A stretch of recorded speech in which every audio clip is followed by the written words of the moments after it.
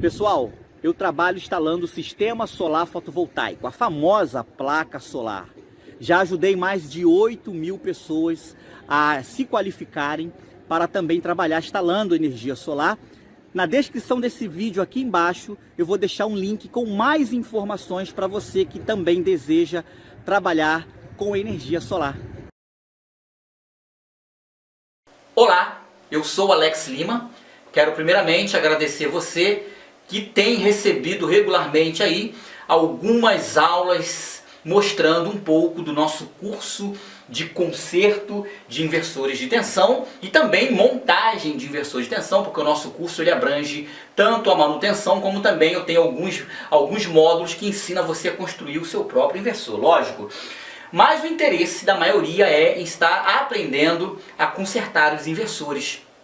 Então eu decidi fazer aí algumas aulas, tenho postado regularmente aí para vocês. E hoje eu quero tirar uma dúvida cruel. Como fazer o orçamento do conserto de um inversor de tensão? Muitos têm essa dúvida, eu quero passar para vocês toda a minha experiência. Já trabalhei como técnico de campo, ou seja, eu estava dentro da empresa e pegava a minha maleta e ia até o cliente.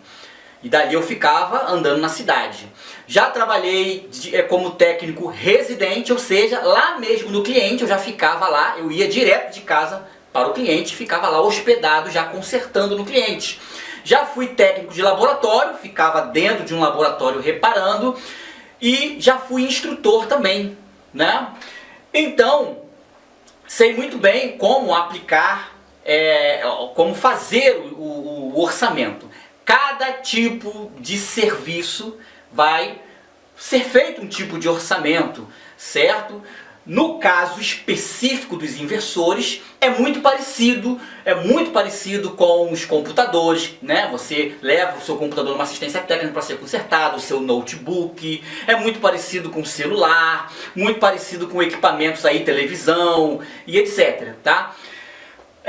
Existem no mercado, eu conheço, já trabalhei com 3 formas de se fazer orçamento. Uma forma muito comum era hora técnica. A hora técnica nos inversores particularmente não acredito que não sirva, tá? A hora técnica, geralmente o técnico de campo que se desloca e vai até o cliente, geralmente nesse caso utiliza-se hora técnica, que vai ser o tempo que ele vai ficar lá dentro, né, fazendo reparo, e aí cobra-se hora técnica, dependendo da área, como por exemplo há um tempo atrás um técnico de informática ou o técnico que fazia conserto em equipamentos eletrônicos dentro de empresas, era em média R$ 97,00 a hora técnica.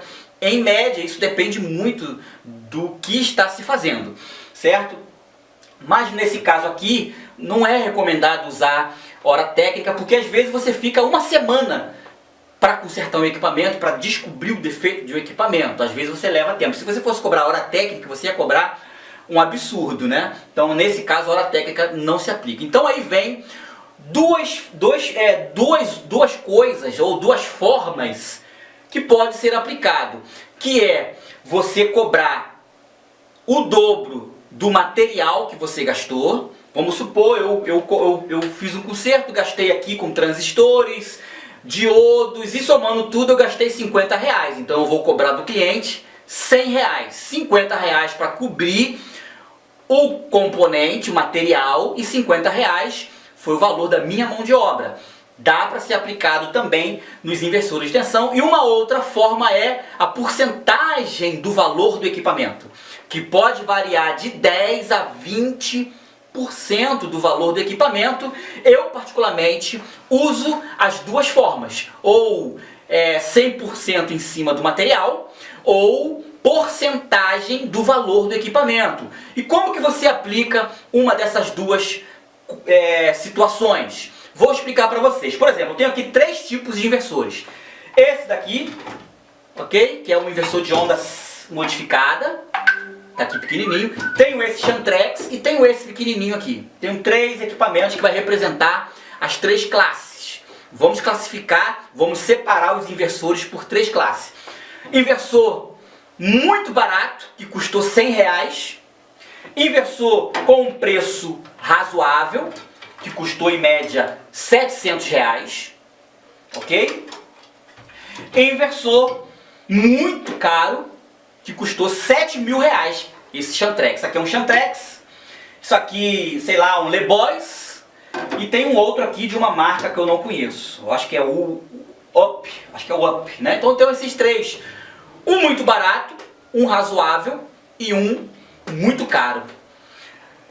Vamos começar com esse mais barato, que tem gente que não gosta de pegar para consertar. Eu particularmente sempre pego ele e aviso o cliente, olha, esse equipamento é um equipamento muito barato, pode ser que o valor do reparo fique quase igual ao preço de um novo. Com certeza, na maioria das vezes o cliente então não pede para executar o serviço. Mas aí eu explico, às vezes você troca nele 2 transistores, 2 MOSFETs, e você gastou R$30. E aí você vai cobrar então da forma do 100% em cima do valor. E aí você vai passar para o cliente, olha, R$60 vai ficar o conserto. Você comprou quanto? Foi 100? Será que vai valer a pena? Se o cliente, então, nesse caso, achar que vai valer a pena pagar os R$60, sendo que custou 100, aí é com ele. Na maioria dos casos, o pessoal não concorda. Então, o equipamento volta para o cliente sem ser consertado, porque é melhor comprar um novo. Mas, se o cliente aprovar, eu conserto e uso esse método. R$30 de material, eu cobro 60, colocando mais 30 da minha mão de obra. Nesse caso aqui, dá pra gente usar essa situação, certo? E agora eu tenho um inversor que custa R$700 e tenho um inversor que custa R$7.000. E aí, nesse caso, é melhor aplicar a porcentagem do valor do equipamento, certo? E você vai ter que medir, se o equipamento for muito caro, aí você cobra 10%. Se o equipamento for razoável, você cobra 20%. Vamos fazer aqui o exemplo. Esse equipamento aqui custou R$700. Se você cobrar 20% do valor dele, vai dar R$140 o conserto. Nesse caso, esses R$140 já vai estar incluído os componentes que você vai trocar. Em média, você vai gastar aí uns R$50, dependendo.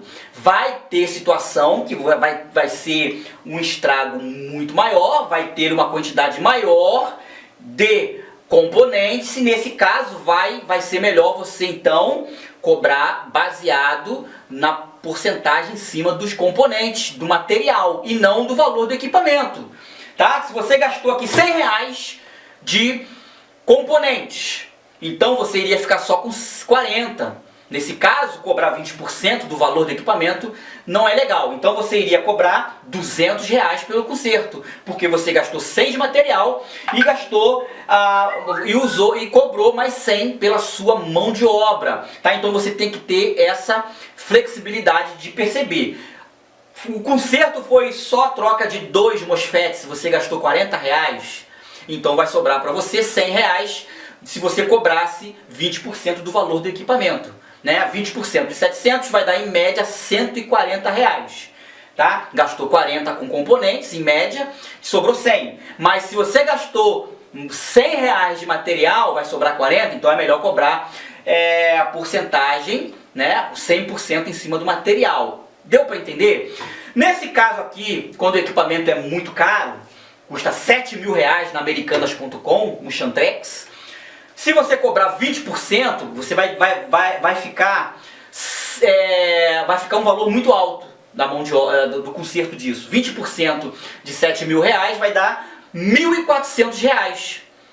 E aí você não gastou 100 de material, 150. Então você, nesse caso, pode cobrar 10%, que aí você vai ficar com R$700, você gastou 140, vai sobrar em média 250, vai sobrar em média cerca de R$500 para você aí, aproximadamente.